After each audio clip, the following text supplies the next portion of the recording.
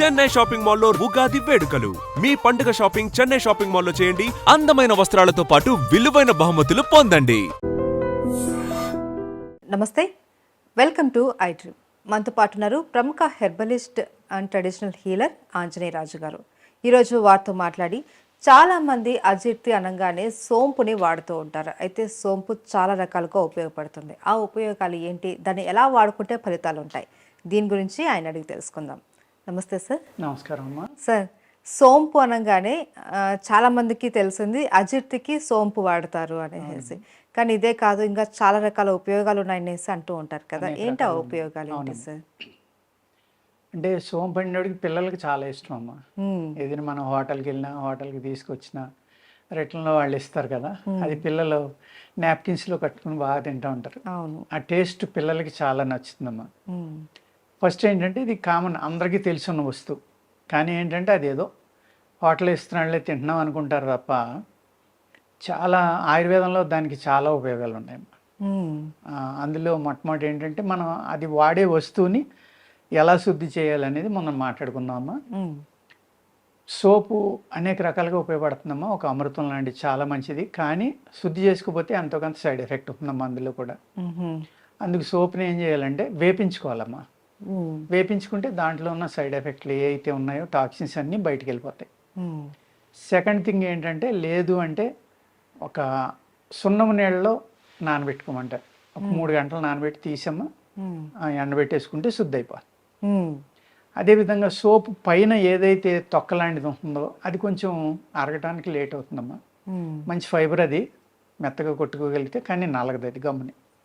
అందుకే ఏం చేయాలంటే వేపించిన తర్వాత మీరు మిక్సీలో వేసి ఒక్క రౌండ్ తిప్పి తీసేసి చెరిగేస్తే ఆ పైన తొక్క అంతా ఊడిపోతుందమ్మా. ఊడిపోయి సోపు బియ్యం అంటాం మేము.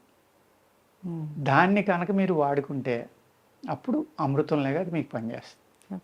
ఈ విధంగా సోపుని శుద్ధి చేసి వాడుకోవాలమ్మా అందరూ కూడా.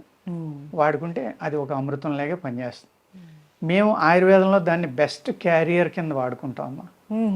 అంటే మేము ఏంటంటే కొన్ని అర్జెంట్ మందు ఇవ్వాలి, ఈయనకి ఇమీడియట్గా పని చేయాలి అనుకున్నప్పుడు సోప్ కషాయం తోటి ఇస్తాము. ఎందుకంటే అది మినిట్స్లో మొత్తం బాడీ అంతా స్ప్రెడ్ అయిపోతుంది ఆ మెడిసిన్. సోప్ కషాయం వల్ల ఇవ్వటం. అటువంటి కొన్ని క్యారియర్స్ ఉంటాయమ్మా. నాభి అంటాం మేము, వసనాభి అంటాం, నాభి అంటాం, విషాలు అవి కూడా అంతే. మీకు గొంతుకు దిగే లోపలే బాడీ అంతా పాకిపోతుంది. ముషిని గింజని ఇలాంటివి అనమాట. అవి కఠోరమైన విషాలు.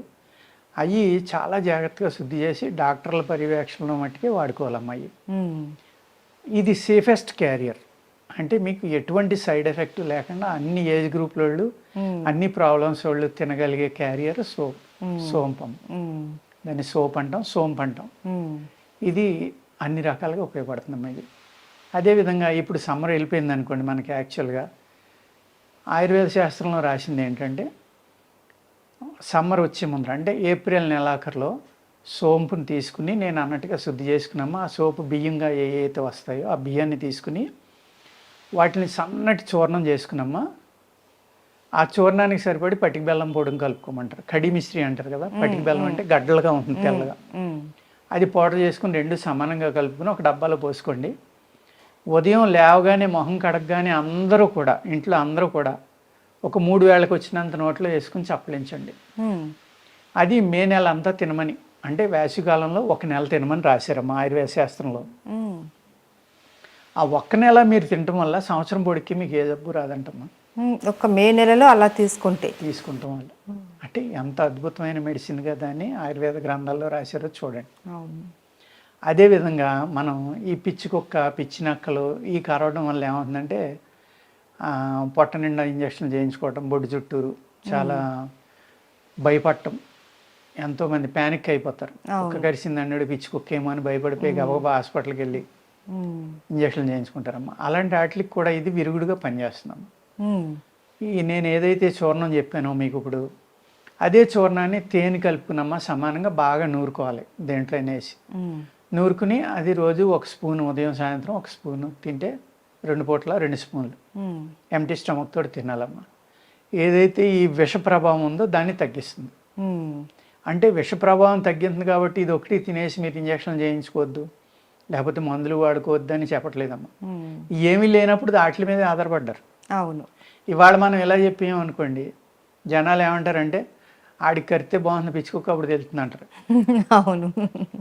అంటే ఈ విధంగా ఆలోచిస్తారు జనం. అవును అవును సార్. అందుకే ఏంటంటేనమ్మా ఒకప్పుడు ఈ అల్లోపతి మందులు లేనప్పుడు ఇయే మందులమ్మ. ఉమ్, ఉమ్, ఉమ్మెత్త వాడేవారు దాని మీద, ఉమ్, ఈ సోంపుని వాడేవారు.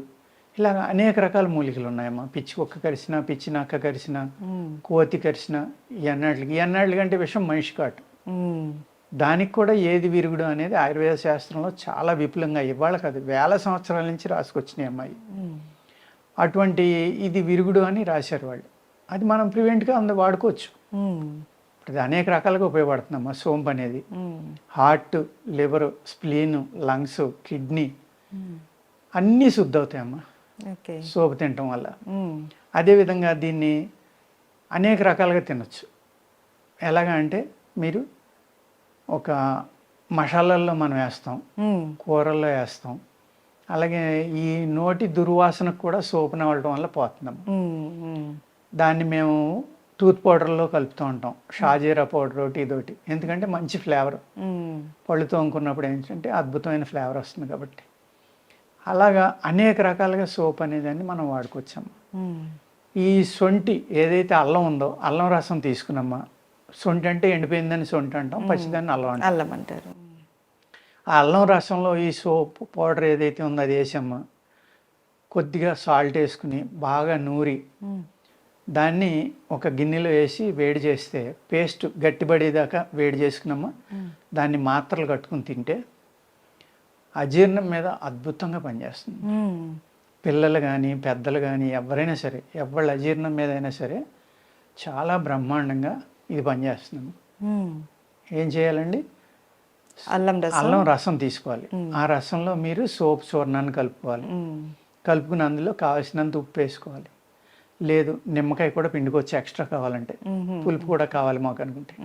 ఇవన్నీ కలిపి ఒక లిక్విడ్ కింద తయారు చేసామా. ఆ లిక్విడ్ని మళ్ళీ సన్నటి సెగ మీద పొయ్యి మీద వండుకుంటే ఒక పేస్ట్ లాగా అవుతుంది. ఉమ్, ఆ పేస్ట్ని మీరు మాత్ర కట్టుకుని జాగ్రత్తగా ఆరబెట్టుకుని నీడన ఎండలో పెట్టకూడదమ్మా.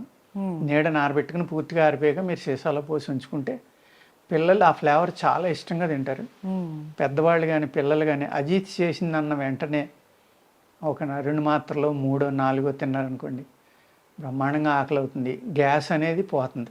ఉమ్, అదేవిధంగా కడుపులో ఏదైతే మీకు మనం ఈ కాన్స్టిపేషన్ ఉంటుంది కదమ్మా, మలబద్ధకం అంటాం మనం ఆయుర్వేదంలో.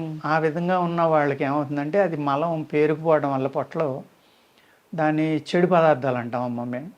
ఆ చెడు పదార్థం ఏదైతే పేగులను పట్టుకుని ఉండిపోయిందో ఆ చెడు పదార్థాన్ని అంతా ముక్కల కింద విడదీసి మీకు మంచి మోషన్ అయ్యేలాగా, అంటే మోషన్ మందు వేసుకున్నప్పుడు ఇది కూడా తింటే ఆ ఏదైతే పేరుకుపోయిందో దాన్ని అంతా విడదీసి బయటికి పంపించేసమ్మా ఈ చెడు వాసన అనేది కూడా తీసేస్తుందమ్మా. ఉమ్. ఇన్ని రకాలైన ఉపయోగాలు సోంపులో ఉన్నాయమ్మా. అవునవును. మనం ఏమనుకుంటామంటే సోంపు అనేటివాడికి ఏదో హోటల్కి వెళ్తున్నాం తింటున్నాం, లేకపోతే మసాలాలు వేస్తున్నాం, ఉమ్, ఉమ్, లేకపోతే నోట్లో 4 పరకలు వేసుకుని నవ్వులుతున్నాం, ఈ విధంగా ఆలోచిస్తాం. కానీ ఆ సోంపు మొక్క యొక్క వేరు కూడా చాలా అద్భుతంగా పనిచేస్తుంది. ఉమ్. వేరు ఎలా వాడుకోవాలి? ఆ వేరునే తేనెలో గంధం తీసి ఏదైతే సోపు మీకు గంధం తేనెలో కలుపుకుని తింటే మీకు ఈ పిచ్చికొక్క విషయం ఇలాంటి విషయాల మీద విరుగుడుగా పనిచేస్తున్నాను. అదేవిధంగా సోంపు మొక్క యొక్క వేరుని మీరు గంధం తీసుకుని తేనెలో గంధం అవ్వట్లేదంటే కొంచెం నీళ్ళు వేసుకుని తీసుకోవచ్చమ్మా. తేనెలో నీళ్లు కలిపితే కొంచెం పలచబడుతుంది కదా, అప్పుడు గంధం తీసుకుని ఆ గంధాన్ని కనుక నాకితే ఉదయం సాయంత్రం ఈ ఏదైతే విషక్రిములు కానీ విషపురుగులు కానీ ఇలాంటి కుక్కలు కానీ ఇలాంటి కలిసిన విష ప్రభావం ఏదైతే ఉందో చాలా వరకు సబ్సైడ్ అయిపోతుందమ్మా. ఆ విధంగా వాడుకోవచ్చు. అదేవిధంగా సోంపు చెట్టు పెరుగుతూ ఉండగా వచ్చిన ఈ లేత గుత్తులు ఉంటాయి కదమ్మా, ఆ ఫ్లవరింగ్ వచ్చినప్పుడు అవి కానీ దాని లీఫ్ కానీ మీరు పప్పు వండుకోవచ్చు. సోపు తినడం వల్ల ఏ ఏ ఉపయోగాలు ఉన్నాయో ఇవన్నీ కూడా దాంట్లో ఉపయోగపడతాయమ్మా. అదేవిధంగా దీని నుంచి ఆయిల్ కూడా తీస్తారమ్మా. ఈ ఆయిల్లో కూడా ఈ సోంపులో ఉన్న గుణాలన్నీ కూడా ఉంటాయి. అందుకు చిన్న డోసు హ్యాపీగా ఉంటుంది అనుకుంటే మీరు ఒక చెంచా పంచదారలో ఒక డ్రాప్ వేసుకుని తిన్నారనుకోండి, మీరు ఒక స్పూన్ తిన్నంత ఫలితం వచ్చేస్తుంది. ఓకే. ఆ విధంగా ఆయిల్గా కూడా దీన్ని ఉపయోగించుకోవచ్చాం. అలాగా అనేక రకాల మెడిసిన్స్లో కలుపుతారు. ఇది ఫ్లేవర్ కోసం కలుపుతాం. మంచి యాంటీ ఆక్సిడెంట్ అమ్మా ఇది. ఆ విధంగా కూడా ఉపయోగపడుతుంది. అందుకనే సోంపు గురించి ఆయుర్వేద శాస్త్రంలో చాలా విపులంగా అనేక రకాల ఉపయోగాలు ఫార్ములాలు ఉన్నాయమ్మా. అందులో ఒకటి రెండు మట్టుకే మన ప్రేక్షకులకు చెప్పడం ఒకటి రెండు కాదు సార్, చాలా చెప్పారు, అన్నీ కూడా ఉపయోగకరమైనవి. అవునమ్మా. జనరల్గా వచ్చేటటువంటి చాలా ప్రాబ్లమ్స్కి మనకు ఒక చక్కటి ఏమంటారు ఉపయోగకరమైనటువంటి ఒక దివ్య ఔషధం అనుకోవాలి ఇది. సో చాలా క్లియర్గా చెప్పారు, ఎలా వాడుకోవాలి, దాన్ని ఎలా ప్రిపేర్ చేసుకోవాలి, దేనికి వాడుకోవాలి అన్నది కూడా చాలా వివరంగా తెలియజేశారు sir. Thank you so much. నమస్కారం అమ్మా.